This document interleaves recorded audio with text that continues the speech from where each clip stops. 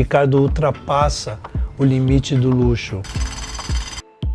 Seria uma loja super diferenciada, né? Não é bem uma loja, é um centro de conversa. E é uma coisa de primeiro mundo. A gente tem as nossas flagship, nós temos as nossas lojas, nosso ponto de venda em shopping, mas nada disso se compara à cidade de Matarazzo.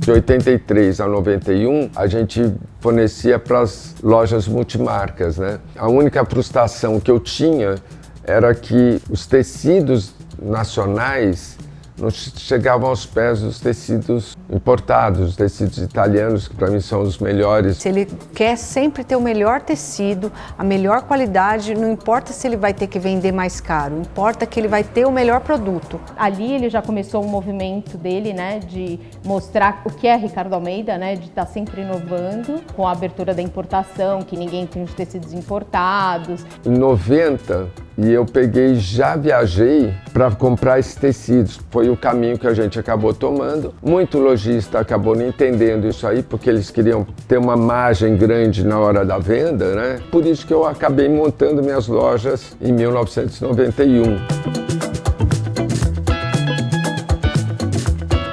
Eu entrei como vendedora na primeira loja do Ricardo, no Shopping Morumbi, em 1991. Foi uma loja que deu uma movimentada no shopping, porque não, era muito além do que as pessoas pensavam. Ela era toda futurística, era toda acústica. Os provadores, pareciam um elevador, né? Então as pessoas entravam, fechavam, ficavam trancadas com um som. A loja era toda de aço inox, era quase que um disco voador. As pessoas até às vezes tinham um receio de entrar lá. Nossa, o que eu vou fazer dentro desse lugar? Aí foi tomando uma outra proporção e aí realmente a gente teve que mudar, né, o layout da loja. E logo em 92 abriu a segunda, que foi no Shopping Iguatemi. Quando eu entrei na loja do Shopping Iguatemi foi em 1994 e as pessoas entravam na loja, não sabiam ainda muito o que tinha muita roupa colorida. A gente vendia também muita gravata, as gravatas marmorizadas, que na época se falava bastante. E ninguém tinha isso no shopping, era só o Ricardo, que ele já inovava já nessa época. Na época, quando montou nossas lojas, né, que foi em 91, a gente falou, nós vamos fazer também sob medida, né?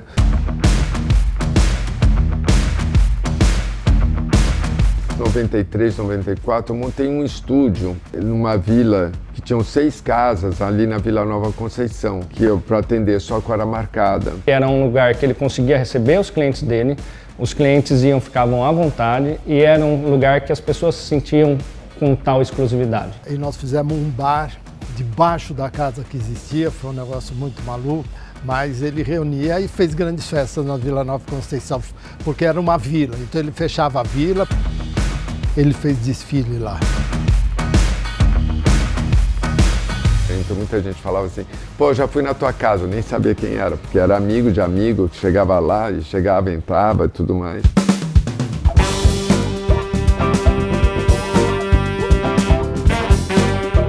Hoje a gente está reeditando esse estúdio na cidade de Matarazzo, num prédio do AIA, onde tem os cipós. A gente pegou uma laje que está fazendo essa loja de novo, igual era o meu estúdio antigamente, que é um estúdio de novo, né, com hora marcada, igual era quando eu comecei lá atrás.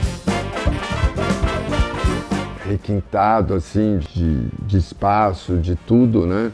Então com a mesa de sinuca, com a de ping-pong, com o bar, o equipamento de som da Voit. A paixão do Ricardo é música, então tem um som lá incrível, boates aqui em São Paulo não tem, né? Seria uma evolução do ateliê da Vila Nova Conceição. Os provadores 3,60 m por 3,60 m. Ele gosta que você se sinta em casa quando você está com ele, e você se sente, porque todo o redor, assim, é para você se sentir tranquilo e sossegado, né, assim. Vai ser uma coisa mais exclusiva, que é um local que só tem a nossa loja ali. Sempre com essa preocupação de gerar conforto também para as pessoas, né, que é uma outra coisa que o Ricardo, obviamente, mais cuida, assim, né. A cidade de Matarazzo é um local, de fato, onde a sofisticação e a exclusividade vão imperar. E o Ricardo, no mercado de luxo, ele é uma pessoa que ele se preocupa em se posicionar como um dos melhores. Mas ele, no mercado de luxo, ele sabe trabalhar, ele sabe pesquisar. Sempre uma criatividade no jeito de se vestir, uma ousadia. Eu tenho uma festa para ir e eu falei, vamos fazer uma coisa diferente, vamos ousar. Porque eu sei que a gente cutuca, ele vai lá, entrega uma coisa super diferente, assim.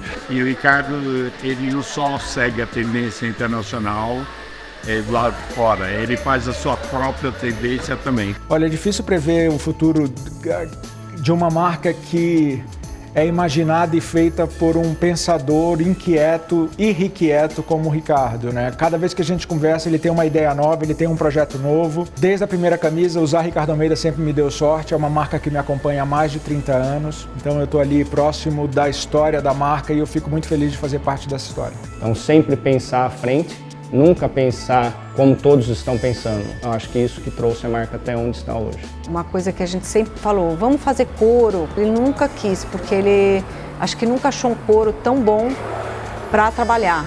A gente também está indo para os tecidos mais tops ainda, os tecidos de construção de camiseta mais tops ainda, que a gente quer ser o melhor do melhor do melhor. As camisetas que eu faço fora do Brasil, né, com o algodão Pima no Peru, que é o melhor dentro da tecnologia de malha, né? A gente usa os melhores de fibra mais longa, né? Até um fio 142 é o teu mais diferente, né? Que eu gosto, né? A minha ideia é montar agora uma fábrica de jaquetas de couro, jaquetas também de algodão, diferenciado, resinado, pesado, fazer alguma coisa mais diferente em cima de jaquetas, que é uma outra fábrica que a gente está pensando em montar agora.